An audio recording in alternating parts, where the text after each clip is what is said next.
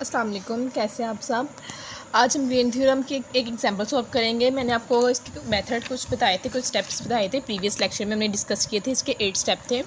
अब हम क्वेश्चन को एग्जांपल को सॉल्व फर्दर करेंगे तो आपको इस स्टेप की समझ आ जाएगी। उन्होंने कहा find the green function for the operator alpha की वैल्यू दी हुई है in the domain O A with the boundary condition. मैंने उसमें भी आपको बाउंड्री कंडीशन की बात की थी, अपर boundary condition and lower boundary condition की। इसमें हमारे पास बाउंड्री कंडीशन दी है। अब स्टेप 1, मैं आपको स्टेप 1 दिखाती हूँ। इधर जो था हमारे पास स्टेप 1 में मैंने आपको कहा था apply differential operator alpha on G X dash and equate it to direct delta function. इसमें हमने क्या करते हैं, जो हमारे पास हमने जो फंक्शन होता है उसको हम डायरेक्ट डेल्टा फंक्शन के इक्वल रखते हैं, जो ग्रीन फंक्शन होता है, और अल्फ़ा को हम ग्रीन फंक्शन के साथ रखते हैं। इसमें हमने फर्स्ट में यही कहा था, यही चीज़ हमने डिस्कस की थी। अब इधर भी हमने क्या कहा है कि देखिए हमने लेट किया है कि एक्स और एक्स डैश हमारे पास क्या है, रिक्वायर्ड ग्रीन फंक्शन है, और जो ऑपरेटर है वो हमारे पास क्या है, अल्फ़ा है। अब हम फर्स्ट स्टेप को माइंड में रखते हुए इसको एग्जांपल को सॉल्व करेंगे। अब हमने क्या कहा, यहाँ पे देखिए मैंने ये लिखा हुआ है स्टेप 1 है हमारे पास। स्टेप 1 उन्होंने क्या कहा है, apply differential operator alpha on G and equate it to direct delta. ये देखिए इस फंक्शन को जो हमारे पास ग्रीन फंक्शन आया है उसको हमने डायरेक्ट डेल्टा फंक्शन के इक्वल रखा है, और अल्फ़ा को जो ऑपरेटर है उसको उसके साथ रखा है। अब यहाँ पर हमने क्या करना है, हमने सिंपल जो है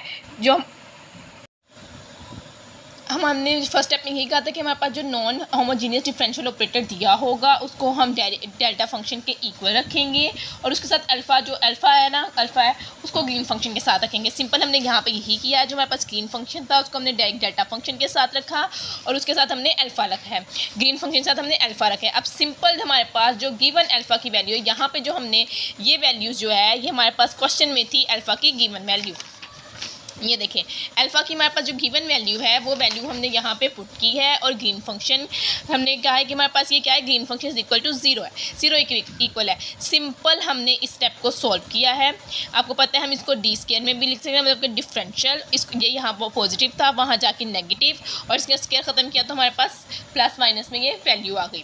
और हमने ये कह दिया इसको हम ए एक्स ए, और इसको हम साइन, हम इसको इस फॉर्म में भी लिख सकते हैं, a sine e x a plus b cos x minus, इसमें भी लिख सकते हैं e x minus x over a. ये हमारे पास क्या है, ये हमने स्टेप 1 और स्टेप 2 हम सॉल्व कर चुके हैं इसमें। ठीक है, स्टेप 1 में हमारे पास क्या था कि जो हमें गिवन नॉन होमोजीनियस, ये यहाँ पे ये मैं आपको दिखा देती हूँ। स्टेप 1 में हमारे पास क्या था कि हमें जो नॉन होमोजीनियस डिफरेंशियल ऑपरेटर दिया होगा इसको हम डायरेक्ट डेल्टा फंक्शन के इक्वल रखेंगे, और जो हमारे साथ पास अल्फ़ा होगा ऑपरेटर होगा उसको हम ग्रीन फंक्शन के साथ रखेंगे।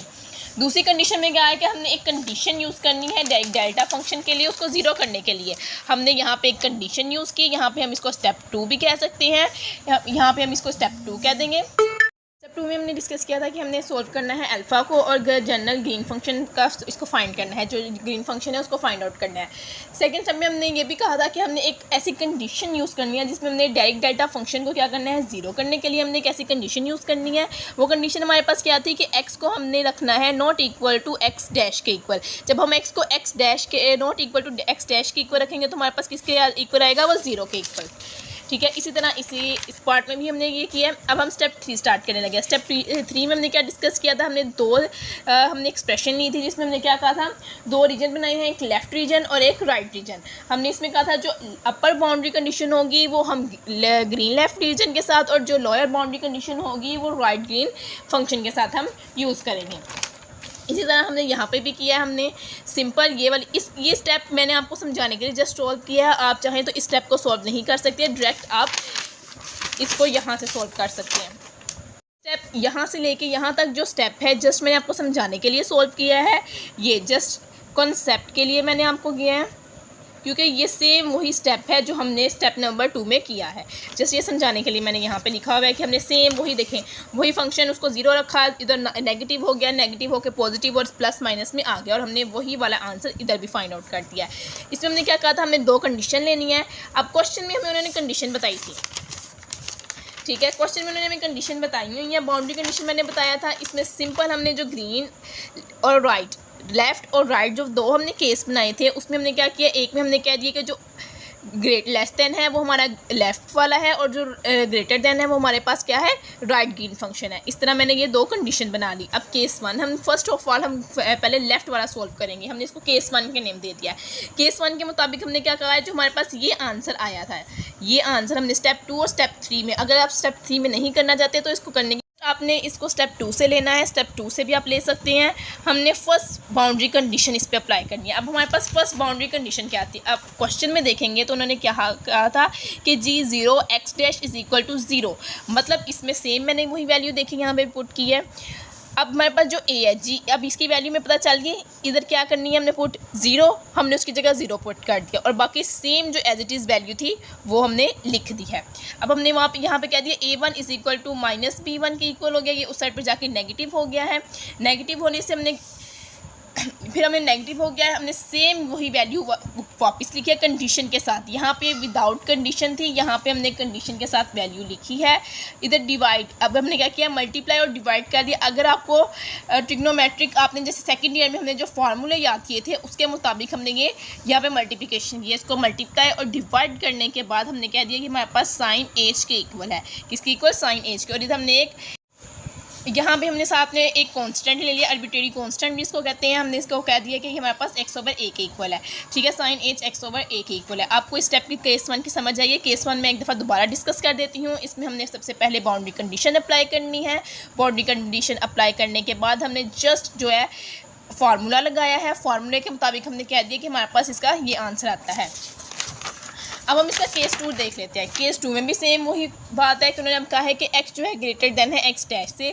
इसमें भी हमने बाउंड्री कंडीशन अप्लाई करनी है। बाउंड्री कंडीशन क्या थी, इधर 0 था और इधर हमारे पास क्या है, a है। तो सिंपल हमने इसकी जगह a पुट किया है और हमने इसकी बाउंड्री कंडीशन, इसकी जो वैल्यू थी हमने वो निकाली है। वैल्यू निकालने के बाद हमने उसको पुट किया है। सेम पीछे वाला प्रोसेस है, मल्टीप्लाई और डिवाइड कर दिया है हमने इसको। एलसीएम हमने यहाँ पे एलसीएम ले लिया, फिर मल्टीप्लाई और डिवाइड कर दिया। आपको पता है कि जब एलसीएम ले तो ये दोनों की वैल्यू होती है, दोनों को हमने डिवीजन की फॉर्म में लिख दी है। डिवीजन की फॉर्म में लिखने के 2 से फिर एलसीएम, मतलब कि हमने इसका एलसीएम ले लिया और हमारे पास देखिए पॉजिटिव और नेगेटिव ई वाला ई से कट जाएगा। जस्ट हमारे पास a1 2a1 e a/a sine H के इक्वल हो जाएगा। साइन वो ई और ई आपस में कैंसिल हो गए, पॉजिटिव और नेगेटिव। हमने इसके साथ एक आर्बिट्रेरी कांस्टेंट लगा दिया है, उसको हमने नाम दे दिया है डी का। अब हमने जो पीछे केस 1 फाइंड आउट किया था उसकी वैल्यू लिख ली है इक्वेशन 4 के नाम से।